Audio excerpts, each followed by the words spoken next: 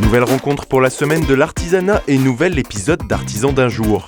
La sportive Aravan Rezaï, tenniswoman ex numéro 15 mondial, est accueillie par la Société Nouvelle des Armes d'Arnes et son armurier en chef Hervé Bruchet, héritier de cette tradition stéphanoise. C'est un système unique au monde.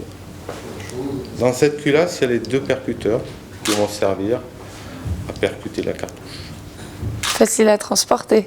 C'est facile à démonter, mais il faut savoir comment ça fonctionne. D'accord.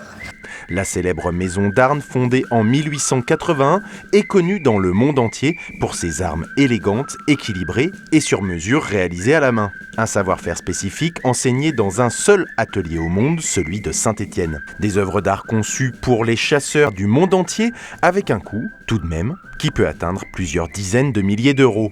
Aravan visite, écoute mais ne met pas vraiment la main à la pâte. Les fusils fabriqués ici nécessitent plus de 2000 heures de travail, minutieuse avec un savoir-faire certain. Donc c'est au millimètre près en fait.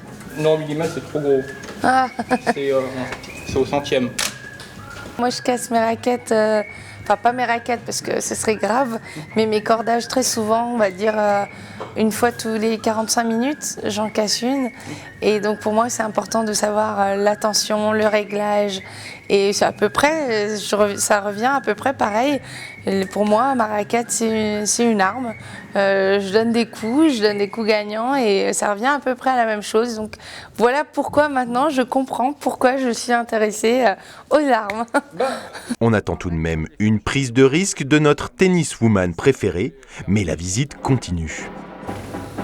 Ah, je comprends mieux. C'est un peu D'accord. pour ça que L'armurerie. s'est installée ici. Je comprends mieux. Oui, Aravan, on comprend mieux. Mais Hervé, nous, ce qu'on veut, c'est l'avoir travaillé.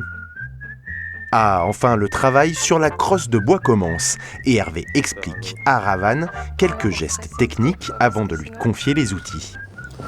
Soit je fais n'importe quoi, soit si. Je vais aller doucement.